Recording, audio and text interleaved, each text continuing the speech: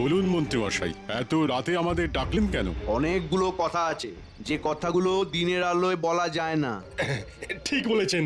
এই কোনো বিশেষ কথা ওই রাতের অন্ধকারেই বলা যায়, বিশেষ করে ষড়যন্ত্রের কথা। হ্যাঁ, তুমি কি করে জানলে সেনাপতি যে আমি ষড়যন্ত্রের কথাই বলতে এসেছি? খুব সোজা মন্ত্রী মশাই। আজ রাজসভায় গোপাল যেভাবে আপনাকে অপমান করলো, সেটা সহজে ভুলে যাওয়া আপনার পক্ষে মোটেই সহজ নয়। একদম সত্যি কথা। আমাকে অপমান মানে গোটা কৃষ্ণনগরের প্রতিটা বর্ণশ্রেষ্ঠ মানুষের অপমান। মহারাজ যে ওর মধ্যে কি দেখেছে সেটা তো ভেবেই পাই না। বুদ্ধি বুদ্ধি, গোপালের অসম্ভব বুদ্ধি। ওই বুদ্ধির জন্যই গোপাল মহারাজের খুব প্রিয়। দেখো সেনাপতি, বুদ্ধির কথাই যদি বলো তাহলে সেই বুদ্ধি কিন্তু আমাদের মাথাতেও আছে, কিন্তু মহারাজ তো আমাদের পাত্তাই দেননি। কখনো কি আমাদের কাছে কোনো পরামর্শ চেয়েছেন? না, কোনো সমস্যা এলে প্রথমেই গোপাল তুমি বলো কি করা যায়। আরে তা অবশ্য ঠিক। তা আপনি কি কিছু ভেবেছেন? না, মাথায় কিচ্ছু আসছে না। কি করা যায় সবাই মিলে একটু ভাবো, বুঝলে, একটু ভাবো। শুধু এই কথাটা বলার জন্য আমি রাতে তোমাদের ডেকেছি। এমন কিছু একটা ভাবতে হবে যাতে মহারাজের কাছে গোপাল ছোট হয়, বুঝা গেছে? এবং মহারাজ সহ বাদ বাকি সভাসদরা যেন না বোঝে যে এটা আমাদের কাজ। আজ থেকে আমাদের ভাবনা শুরু। কালকের মধ্যে কিছু একটা উপায় বার করতেই হবে। চলো এখন আমরা যে যার ঘরে যাই। বিছানা হলো মানুষের চিন্তা করার সঠিক জায়গা। চলো।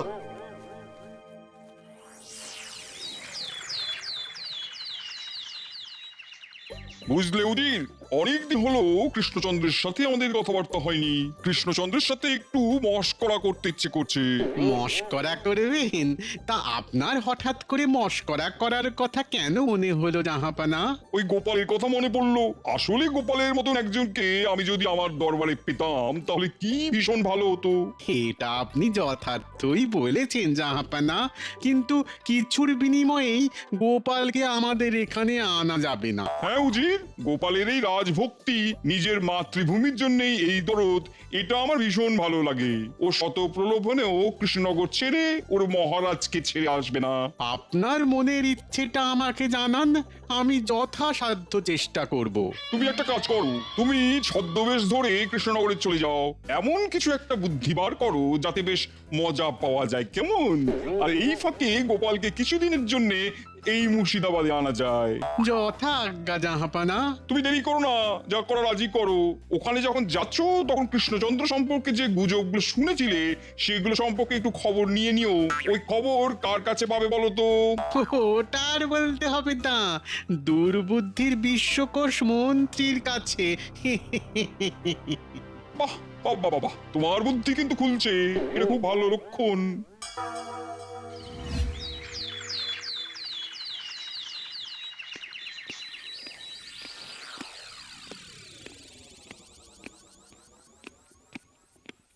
মহারাজের জয় হোক। মহারাজ, মুর্শিদাবাদ থেকে নবাবের একজন প্রতিনিধি আপনার সঙ্গে দেখা করতে এসেছেন। নবাব বাহাদুরের প্রতিনিধি?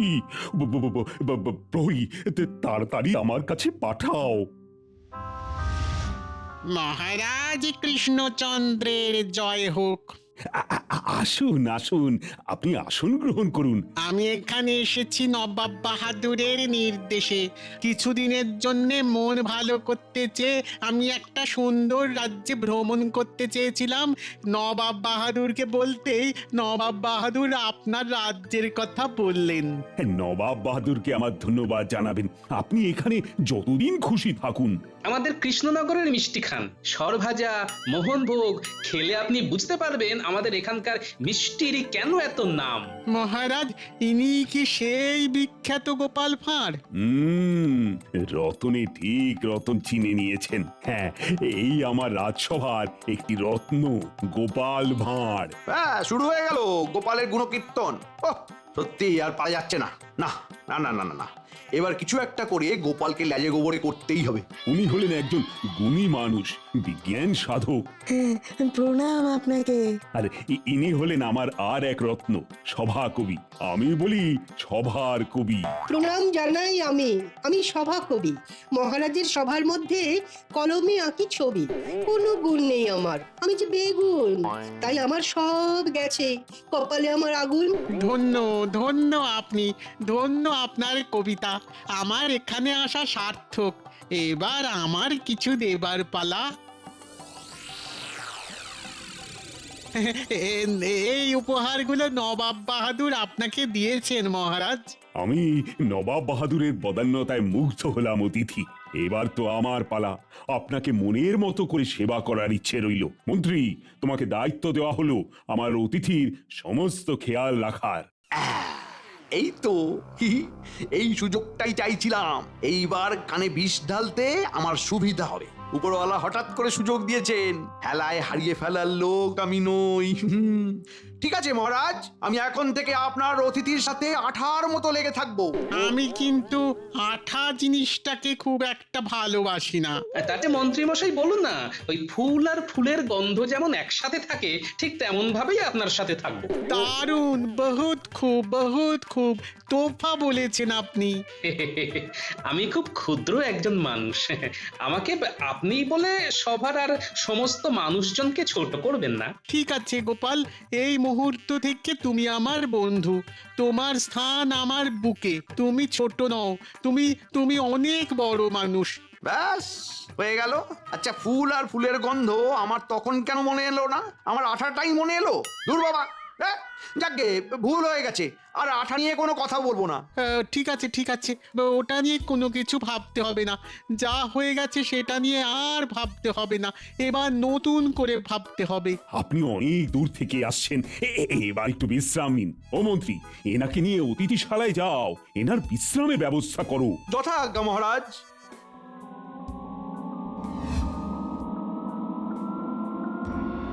এইবার এই নবাব বাহাদুরের অতিথিকে মহারাজের নামে একটু কান ভারী করতে হবে। মন্ত্রীর মুখটা কেমন হাসি হাসি, নিশ্চয়ই কিছু একটা ভাবছে। দেখি তো একটু বাজিয়ে। মন্ত্রী মশাই, এখানকার অবস্থা কেমন? এই তো ঠিক জায়গায় প্রশ্নটা করেছে। এবার রসিয়ে উত্তরটা দিতে হবে। আগে একদম ভালো না। গোপাল খুব ভালো মানুষ নয়। না, একদম নয়। মুখে মিষ্টি, ভিতরে বিষ। মহারাজ তো কিছু বুঝতেই চান না। তাহলে এগুলো বোঝাতে হবে নবাব বাহাদুরকে। একদম। আপনি কি তাড়াতাড়ি সব বুঝে গেলেন না? কত ভালো আপনি। একটা ছোট মুখে বড় কথা বলবো? বলুন মন্ত্রী মশাই, যেটা বলতে চান সেটা নির্ভয়ে বলে দিন। এই নবাব বাহাদুরের উজির মানুষটা না একদম ভালো না। ওর সাথে গোপালের ভালোই যোগাযোগ আছে। এটাও নবাব বাহাদুরকে একটু জানিয়ে দেবেন। কি রে বাবা, এ তো দেখি আমার বদনাম আমার কাছেই করছে। ঠিক আছে, করো, কত করবে করো। তোমার সাথে এই খেলাটা খেলতে আমার খুব ভালো লাগছে। ঠিক আছে, নবাব বাহাদুরকে উদির সম্পর্কে সাবধান করে দেব। এই আর একটা অনুরোধ, আর একটা করবো। হ্যাঁ, করুন, নির্ভয় করুন। এই নবাব বাহাদুরকে একটু আমার হয়ে বলবেন যে কৃষ্ণনগরের মহারাজকে বরখাস্ত করে আমাকে সিংহাসনে যেন বসান। ওরে বাবা রে, এ তো দেখছি গাছে না উঠেই এক কাঁদি। ঠিক আছে, আমি দেখবো। আমি এখন একটু বিশ্রাম করি, আমাকে একটু একা থাকতে দিন। ঠিক আছে, আমি এখন যাচ্ছি। কিছু প্রয়োজন হলেই আমাকে খবর দেবেন। হ্যাঁ, ঠিক আছে, আসি।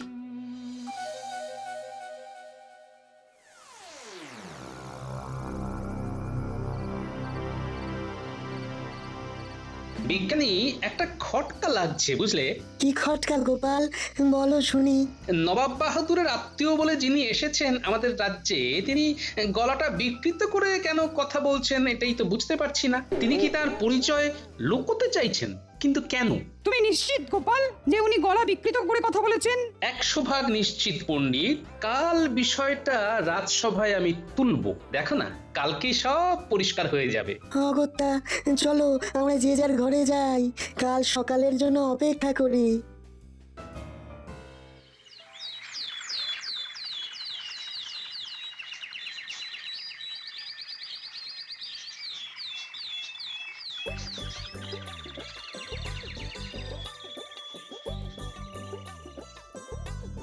হ্যাঁ মান্যবর, বলুন, কাল রাতে আপনার ঠিক মতো ঘুম হয়েছে তো?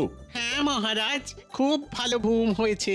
সকালে পাখির ডাকে ঘুম ভাঙলো। আমি খুব ভালোভাবে নজর রেখেছিলাম মহারাজ, ওনার কোনো অসুবিধা হতে দিইনি। বাহ বাহ, এই তো মন্ত্রী ভালো কাজ করেছে। তাহলে মন্ত্রীর বেতন কিছু বাড়িয়ে দেওয়া যেতে পারে, কি বলো গোপাল? হ্যাঁ মহারাজ, ভালো কাজ করলে তার তো একটা উপহার আছেই। আপনি মন্ত্রী মশাইয়ের বেতন বাড়িয়ে দিন মহারাজ। দেখো মন্ত্রী, গোপাল কিন্তু তোমার বেতন বাড়ানোর পক্ষে, এইদিকে তুমি হলে কিন্তু বলতে ঠিক উল্টোটা। এই রে, সত্যি করে বেরিয়ে না এলেই ভালো। না মহারাজ, আপনি আমাকে গোপালের বিরুদ্ধে যেমন ভাববেন না। আমি যুক্তিবাদী, রাজকোষাগার দেখে বিচার করি।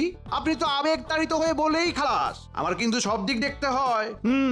মহারাজ, আপনার কথা শেষ হলে আমি মহামান্য অতিথিকে কয়েকটা প্রশ্ন করতে পারি। স্বচ্ছন্দে গোপাল, আমি তোমার সব প্রশ্নের উত্তর দেব, কিন্তু তার আগে আমার একটা চাওয়া আছে মহারাজের কাছে। সেইটা চেনি, তারপর না হয় তোমার সব প্রশ্নের উত্তর দেব। তুমি রাজি তো গোপাল?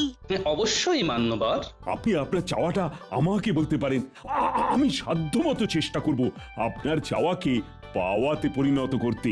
মহারাজ, আমি কাল মুর্শিদাবাদ ফিরে যাব। আপনার এখানে দিনটা ভালোই কাটালাম। আপনার আতিথেয়তায় আমি মুগ্ধ। আমি সব কিছু নবাব বাহাদুরকে গিয়ে জানাবো।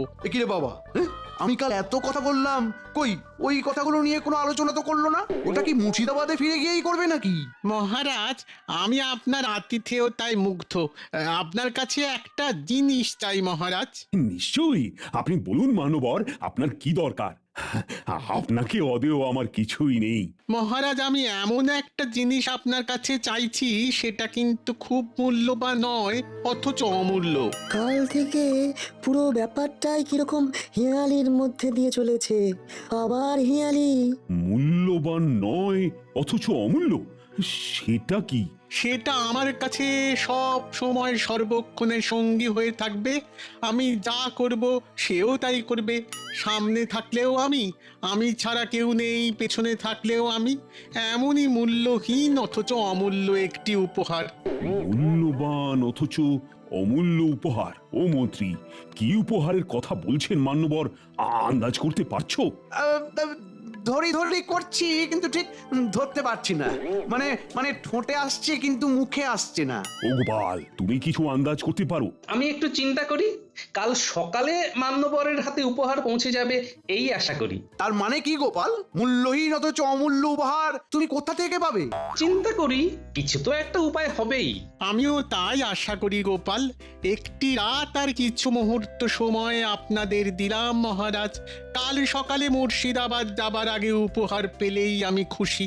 আজ তবে এইটুকুই থাক, আমি একটু বিশ্রাম নিতে চাই।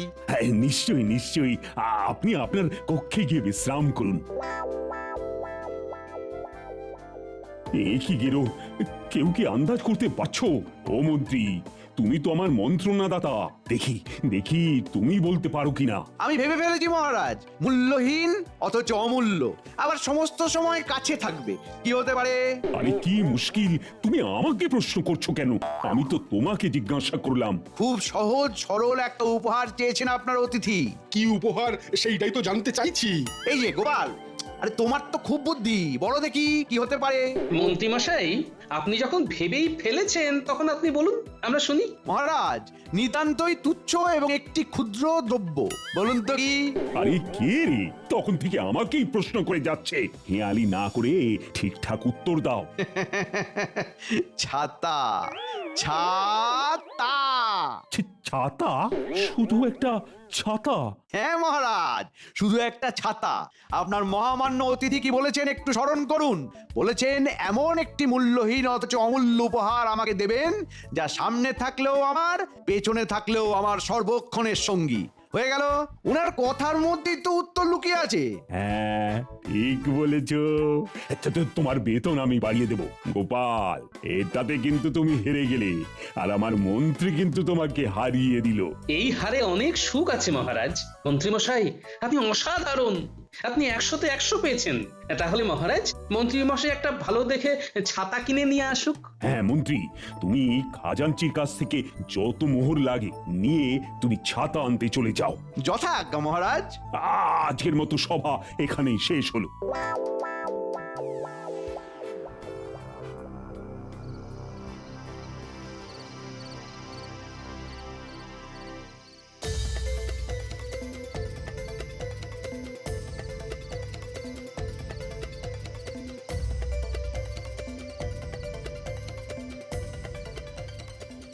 কি হলো? অনেক তো রাত হলো, এবার শোবে না? কি চিন্তা করছো তুমি? আচ্ছা গিন্নি, মূল্যহীন অথচ অমূল্য, সর্বক্ষণের সঙ্গী, সামনে থাকলেও আমি, পিছনে থাকলেও আমি যা করব সেও তাই করবে, উপহার মূল্যহীন অথচ অমূল্য, কি হতে পারে? বাবারে, রাত হয়েছে, এবার শুতে এসো। দিন রাত হেয়ালি ভাবতে ভাবতে তোমার মাথাটা জিলিপি হয়ে গেছে। হ্যাঁ, যা কটা চুল ছিল এবার সে কটাও যাবে। হ্যাঁ, চোখের অবস্থা কি হয়েছে দেখেছো? একবার আয়নার দিকে রাজসভায় যাওয়ার আগে দেখে নেবে। হ্যাঁ, আরে আরে আরে, কি বললে গিন্নি? আবার বলো। বলছি আয়নার দিকে একবার তাকিয়ে দেখো চোখের অবস্থাগুলো কি হয়েছে। হ্যাঁ, ধিন ধিন তা ধিন ধিন তা ধিন ধিন তা, বাতিল হলো ছাতা, বাতিল হলো ছাতা। এই কি হলো? কি হলো? রাত দুপুরে নাচ শুরু করছো কেন? গিন্নি, মানুষ কেন নাচে আগে বলো? মানুষের আনন্দ হলে। আমার এই মুহূর্তে খুব আনন্দ হচ্ছে তাই নাচছি। গিন্নি, খাটের তলায় বাক্সের মধ্যে একটা সুন্দর আয়না আছে না, ওটা বার করো তো, বার করো। ও, যে আয়না আমার বাবা ফুলসজ্জার তত্ত্বকে পাঠিয়েছিল সেইটা? সেইটা, ওটা দাও। ওটা কাল একজনকে দিতে হবে। ও মা, আমার বিয়ের জিনিস তুমি কাকে দেবে? মুর্শিদাবাদের নবাব বাহাদুরের অতিথিকে।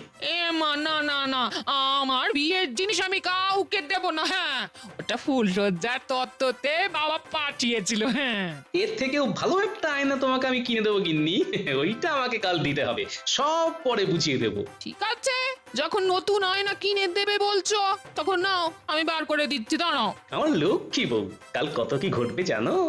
মহারাজ কাল খুশি হয়ে আমাকে অনেক উপহার দেবেন।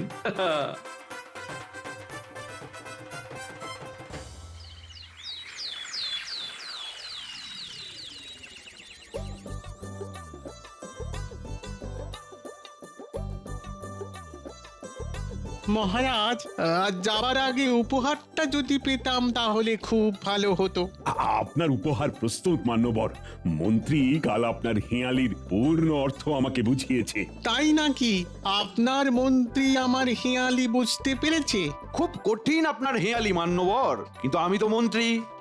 আমার মন্ত্রী মাঝে মধ্যে একটু ভুলচুক করে ফেলে বটে, কিন্তু ঘটে বুদ্ধিটা আছে। গোপাল কোথায় গেল? আমার মনে হচ্ছে মন্ত্রী বলছেন যেটা ভাবছেন না সেটা। আজ দেখো গোপাল দেরি করছে। আমি গোপালের জন্য অপেক্ষা করব মহারাজ। গোপালকে না দেখে আমি যাব না। বাবা, এ তো অন্ধ গোপাল প্রেম। ওই যে আসছে গোপাল, দেখছি চকচকে কপাল। মহারাজের জয় হোক। মান্যবর, আপনার উপহারটা আনতে একটু দেরি হয়ে গেল। কাল তো কথা হয়ে গেল, আবার উপহার নিয়ে আসার কি প্রয়োজন? প্রয়োজন আছে মন্ত্রী মশাই, তার আগে মহারাজের অতিথির সঙ্গে আমার কয়েকটা কথা আছে। ভয়ে বলবো নাকি নির্ভয়ে বলবো? ভয় কেন গোপাল? বলো বলো বলো, নির্ভয়ে বলো। মান্যবর, আপনার গলায় কি কোনো সমস্যা দেখা দিয়েছে? গলার স্বরটা খুব চেনা চেনা লাগছে, অথচ চিনতে পারছি না, এটা কেন মনে হচ্ছে মান্যবর? বুদ্ধি বটে গোপাল, তোমার বুদ্ধি বটে।